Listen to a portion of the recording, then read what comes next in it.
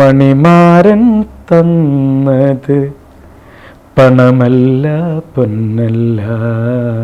നല്ല സൗഹൃദങ്ങൾ ഉണ്ടെങ്കിൽ നമുക്ക് ജീവിതം മുന്നോട്ട് പോകാൻ ഒരു കുഴപ്പമില്ല. ആരെയും വേദനിപ്പിക്കാണ്ടൊക്കെ പോയാൽ നമുക്ക് വേറെ വഴിക്ക് ദൈവം തരും. എന്നും താമസിക്കാൻ എൻ്റെ കൂടെ പോരുമോ.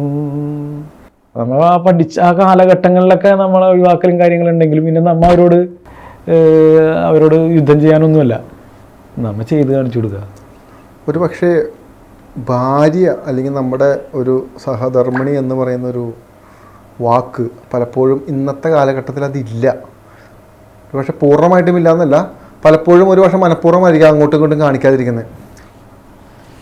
ഭാര്യ എന്ന് പറയുന്ന ആ ഒരു 2 വാക്ക് ചേട്ടൻ്റെ ജീവിതത്തിൽ എന്തായിരുന്നു ഇപ്പോഴും എന്താണ്? അല്ല, നമ്മൾ വിവാഹം കഴിക്കടിക്കുമ്പോൾ നടക്കുമ്പോൾ നമുക്ക് ഉത്തരവാദിത്തങ്ങളില്ല, നമുക്ക് എപ്പോഴെങ്കിലും വരാൻ പോകാം.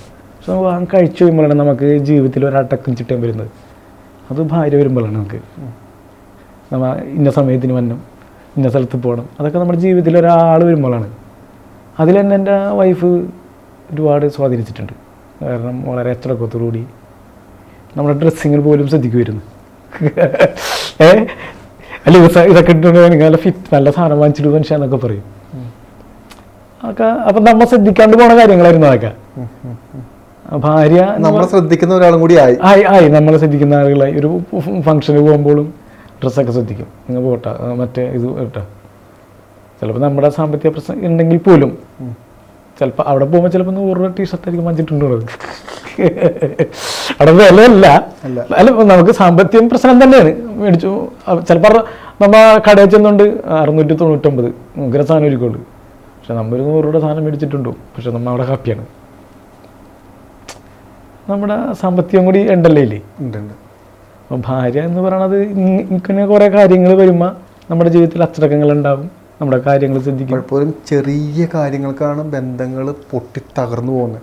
അപ്പോൾ ഞാനത് പറയുക പോലും വേണ്ട, ഇന്നത്തെ സമൂഹത്തിൽ ജീവിക്കുന്ന പെട്ടെന്ന് തന്നെ ചെറിയ കാര്യങ്ങൾക്ക് തമ്മിത്തല്ലുണ്ടാക്കുന്നു, ബന്ധം അങ്ങ് തകർന്നു പോകുന്നു, ഒരുപക്ഷെ കുഞ്ഞുങ്ങൾ അനാഥപ്പെട്ടു പോകുന്നു. പക്ഷേ ജീവിതത്തിൻ്റെ എനിക്ക് തോന്നുന്നു ഇത്തരത്തിലുള്ള ആളുകൾ ഒരിക്കലും ജീവിതത്തിൻ്റെ യഥാർത്ഥ പ്രശ്നങ്ങൾ അറിഞ്ഞിട്ടില്ല എന്ന് എനിക്ക് തോന്നുന്നു. ഞാൻ അപ്പോഴെങ്കിലും അങ്ങനെ തോന്നിയിട്ടുണ്ടോ? അല്ല, നമ്മൾ തോറ്റു കൊടുക്കാൻ തയ്യാറല്ലെന്ന് മനസ്സിലായ. നമുക്ക് പരാജയത്തിൻ്റെ കുഴിയിലാണ്, പക്ഷെ നമ്മൾ തോറ്റു കൊടുക്കരുത്. നമുക്ക് അങ്ങനത്തെ ഒരു മനസ്സ് വേണ്ടേ. നമുക്ക് ഇനി മുന്നോട്ട് യാത്ര ചെയ്യാൻ കുറേ ഉണ്ട്. നമ്മൾ ആരുടെ മുമ്പിലാണ് തോറ്റു കൊടുക്കുന്നത്?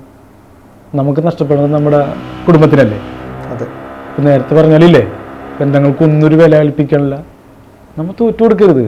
നമ്മൾ നല്ല എനർജറ്റിക്കായിട്ട് മുന്നോട്ട് പോവുക. ചിലപ്പോൾ ഞാൻ ചില ഫംഗ്ഷനൊക്കെ പോകുമ്പോൾ നമ്മുടെ കയ്യിൽ ചിലപ്പോൾ 10 രൂപ ഉണ്ടാവുള്ളൂ, പക്ഷെ നമ്മളവിടെ നല്ല വൃത്തിമനൊക്കെ ചെല്ലുക. നമ്മളെ അച്ഛനിൽ നിന്നൊക്കെ കിട്ടുന്ന ചെറിയ കാര്യങ്ങളാണ്. ചിലപ്പോൾ ഒരു ഉടുപ്പ, ഒരു പാൻറ്, ഒരു ഷർട്ടൊക്കെ ഉണ്ടാവുള്ളൂ. അത് നല്ല വൃത്തിയായിട്ട് പോവുക.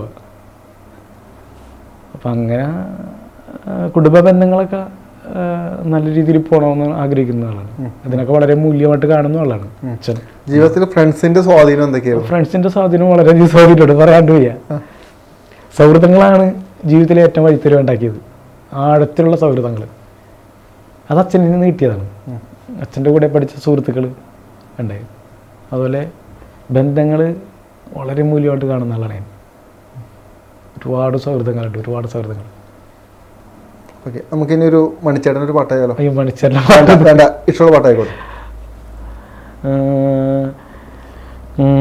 മണിമാരൻ തന്നത് പണമല്ല പൊന്നല്ല, മധുരക്കിനാവിൻ്റെ കരിമ്പിൻ തോട്ടം.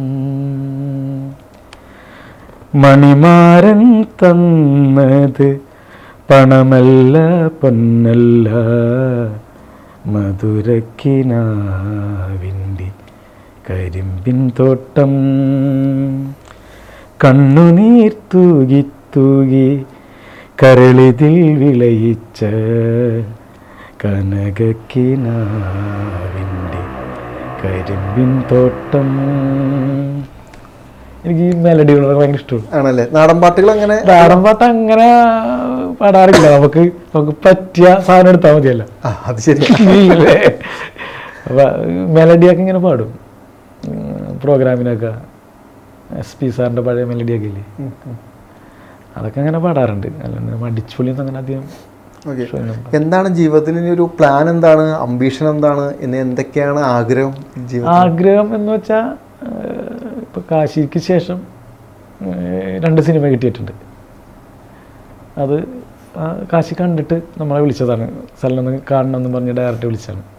അപ്പോൾ അവരത് പുറത്ത് ആ സിനിമനെ കുറിച്ചൊന്നും പറയണ്ടെന്ന് നമുക്ക് പറഞ്ഞിട്ടുള്ളതുണ്ട്. അതിൽ നല്ല വിഷമാണ്.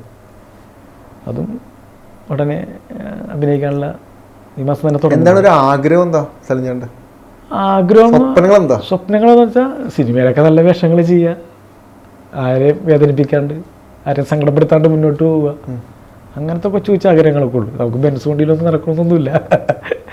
നമുക്കൊരു ചെറിയ കാറുണ്ട്, ആ കാറിലൊക്കെ പോവുക, അത്രേ ഉള്ളൂ. നല്ല സൗഹൃദങ്ങൾ ഉണ്ടെങ്കിൽ നമുക്ക് ജീവിതം മുന്നോട്ട് പോകാൻ ഒരു കുഴപ്പമില്ല. ആരെയും വേദനിപ്പിക്കാണ്ടൊക്കെ പോയാൽ നമുക്ക് വേറെ വഴിക്ക് ദൈവം തരും എന്നാണ് ഞാൻ വിശ്വസിക്കുന്നത്. ശരി, അമ്മയ്ക്ക് ഇഷ്ടപ്പെട്ട ഒരു പാട്ട് പാടി. അമ്മയ്ക്ക് ഇഷ്ടപ്പെട്ട പെട്ടെന്ന് ആലോചിച്ചിട്ട് കിട്ടുന്നില്ലല്ലേ? അതെ. എനിക്ക് അമ്മച്ചിയുടെ കേസ് ചോദിച്ചിട്ട് ചോദിച്ചപ്പോൾ ഭയങ്കര ഇതായിപ്പോയി.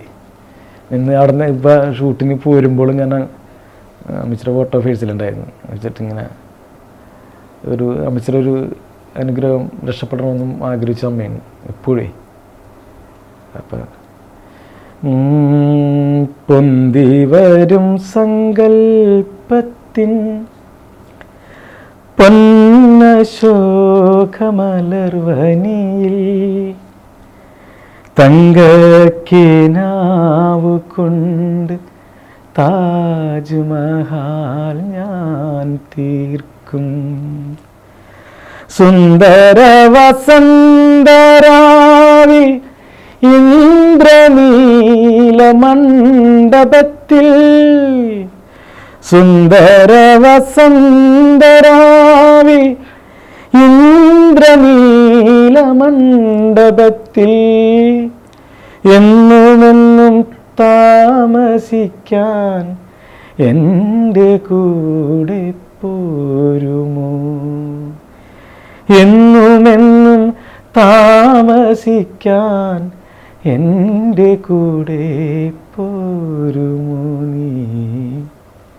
പ്രാണസഖി ഞാൻ വെറുമൊരു പാമരനാം പാട്ടുകാരൻ.